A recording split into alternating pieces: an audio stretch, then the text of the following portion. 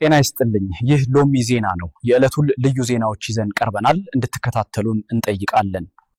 ኢትዮጵያና ኤርትራ ወደ ጦርነት ለመግባት የመጨረሻው ምዕራፍ ላይ መድረሳቸው ተነገረ ህወሓት በወልቃይት በኩል ውጊያ ለመጀመር ዝግጅቱን አጠናቋል ተብሏል ለዚህ ተልዕኮ የተሰጣቸው ክፍለ ጦሮቹም ወደ ተለያዩ የወልቃይት አካባቢዎች ተጠግተው ምሽግ መስራታቸው ታውቋል የቀድሞ የትግራይ ክልል ፕሬዝዳንት ጌታቸው ረዳ በህወሓት መሪዎች ምክንያት የትግራይ ማህበረሰብ ወደ ችግር እየገባ ነው ሲሉ አዲሱ ፕሬዝዳንት ደግሞ የትግራይ ግዛቶችን ለማስመለስና ተፈናቃዮችን ወደ ቦታቸው ለመመለስ ከጠቅላይ ሚኒስትሩ ጋር ድርድር ሊጀምሩ መሆኑ ተሰምቷል ከጅቡቲ ተነስታ ወደ ባህር ዳር እየተጓዘች ስላለችው ጣናነሽ 2 ጀልባም አዲስ መረጃ ይዘናል እነዚህና ሌሎች መረጃዎችን ይዘን ቀርበናል አብራችሁን ዝለቁ ቀዳሚ ወደ ሆነው ዜና እናልፋለን ኢትዮጵያና ኤርትራ ወደ ጦርነት ለመግባት ጫፍ ላይ መድረሳቸውን አንድ የዲፕሎማቲክ ሪፖርት አመልክቷል የኢትዮጵያ መንግስት ኤርትራ ሀገር ውስጥ ላሉ ታጣቂ ቡድኖች ድጋፍ በማድረግ ትርምስ እየፈጠረች እንደሆነ የሚገልጽ ደብዳቤም ለዓለም ሀገራት እየላከ ነው ተብሏል የኤርትራ መንግስትን በበኩሉ ኢትዮጵያ ሰሜን እያጠፋች ነው ሲል አሳውቋል የሁለቱን ሀገራት ቁርሾ ተከትሎ በህወሓትና ሻዕቢያ መካከል ጊዜያዊ ጥምረት በመፈጠሩ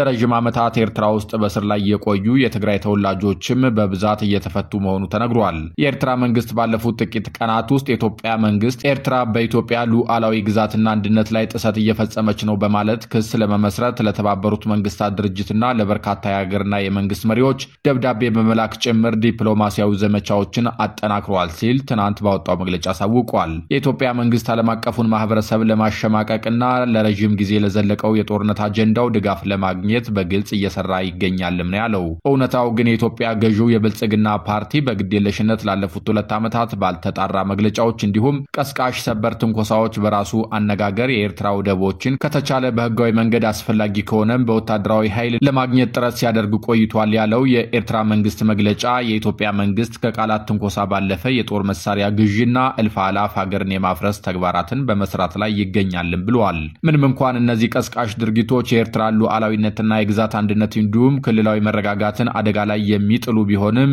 ኤርትራ ከፍተኛ ገደብ ማድረግን መርጣለች ሲል ማክሏል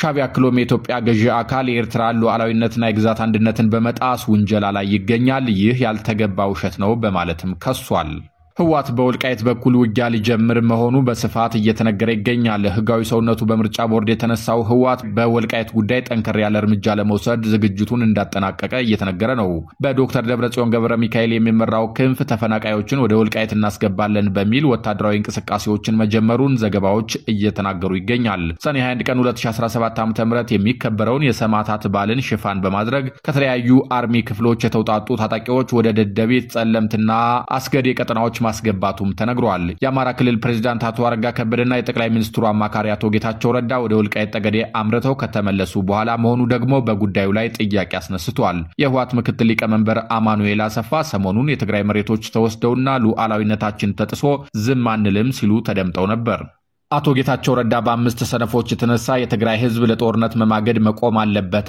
አሉ የጠቅላይ ሚኒስትሩ የምስራቅ አፍሪካ ጉዳዮች አማካሪ አቶ ጌታቸው ረዳ አንድ ፓርቲ ውስጥ ያሉ 5 ሰነፎች ሲሉ የጠሯቸው ግለሰቦች የትግራይን ህዝብ የህልውና ችግር ውስጥ ከተውታል ሲሉ ተናግረዋል አቶ ጌታቸው ይህን ያሉት ሴንተር ፎር ሪስፖንሲብል ኤንድ ፒስፉል ፖለቲክስ የተሰኘ ድርጅት ባዘጋጀው ውይይት ላይ ባደረጉት የመክፈቻ ንግግር ነው ሆኖም 5ቱ ሰነፎች ሲሉ የጠሯቸውን የህወሓት መሪዎች በስም አልጠቀሱም ከዚሁ ጋር ተያይዞ አዲሱ የትግራይ ክልል ጊዜያዊ አስተዳደር ፕሬዝዳንት ጀነራል ታደሰ ወረደ ከጠቅላይ ሚኒስትሩ ጋር ለመወያየት ማሰባቸው ተነግሯል ጀነራል ታደሰ ወረደ በግጭት ማቆም ስምምነቱ አተገባበር መዘግየት በተለይም ተፈናቃዮችን ወደ ቀያቸው በመመለስ የትግራይን ግዛቶች ወደ ነበሩበት በመመለስና የቀድሞ ተዋጊዎችን ትጥቅ አስፈትቶ ወደ ማህበረሰቡ በመቀላቀል ዙሪያ ከጠቅላይ ሚኒስትር አብይ አህመድ ጋር በአካል ለመወያየት ማሰባቸውን እንደገለጡ ጊዜያዊ አስተዳደሩ አስታውቋል ጀነራል ታደሰ ትጥቅ ፈተው ወደ ማህበረሰቡ የሚቀላቀሉ የትግራይ የቀድሞ ተዋጊዎች በቂ የገንዘብ ድጋፍ አላገኙ በማለትም መናገራቸው ተገልጿል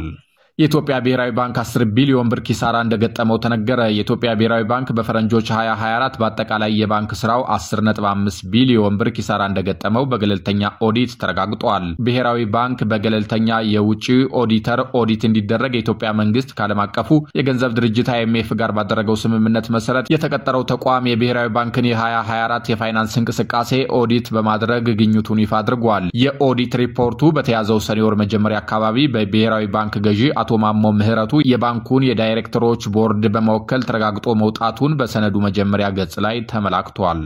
ከጅቡቲ ወደብ ተነስታ የየብስ ጉዞ ከጀመረች ከ2 ወር በላይ ያስቆጠረችው ጣናነሽ 2 ጀልባ ከአንድ ወር በኋላ ባህር ዳር ከተማ ትደርሳለች ተብሎ እንደሚጠበቅ የኢትዮጵያ የባህር ትራንስፖርትና ሎጂስቲክስ ድርጅት ገለጸ።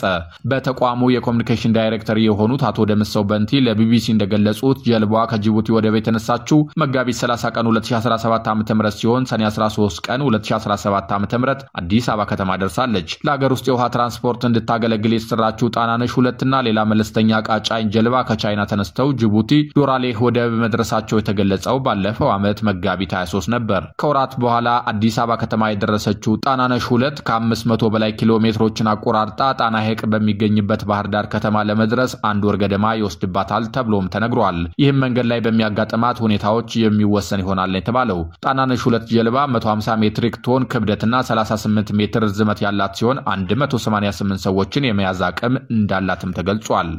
እስራኤል ከኢራን ጋር የተኩስ አቁም ስምምነት በተደረገበትና ጦርነቱ በተጀመረ 12ኛው ቀን ላይ የኢራኑን ጠቅላይ መሪ አያቶላህ አሊ ካሚኒን ለመግደል ፈልጋ እንደነበር ተሰምቷል። ነገር ግን አያቶላህ ካሚኒ በጣም ጥልቀት ወዳለው የመሬት ስር ዋሻ በመግባቱ ግድያው አልተሳካም ሲል የእስራኤል መከላከያ ሚኒስትር አስታውቋል። ካሚኒ የተኩስ አቁም ስምምነት ከተፈጸመ ወዲህ ለ6 ቀን ያህል የጠፉት በጣም ጥልቀት ባለው የመሬት ዋሻ ውስጥ ገብተው ስለነበር ነው ተብሏል። አሁን ላይ ግን የተኩስ አቁም ስምምነቱን ተማምነው ከጥልቁ ዋሻ መውጣታቸውም ተነግሯል። ከዚሁ ጋር በተያያዘ አሜሪካ ከኢራን መልስ ፊቷን ወደ ሌላኛው ግዙፍ የእስያ ሀገር ልታዞር እንደምትችል ተነግሯል። የአሜሪካ የስለላ ድርጅት ፓኪስታን ወደ አሜሪካ ሊደርስ የሚችል ኢንተርኮንቲኔንታል ባሊስቲክ ሚሳይል እየገነባችም ነው ብሏል። ይህን ተከትሎም ፓኪስታን የሚሳይል ግንባታዋን ካላቆመች አሜሪካ ጣልቃ ልትገባ እንደምትችል ዓለም አቀፍ ሚዲያዎች እየዘገቡ ይገኛል።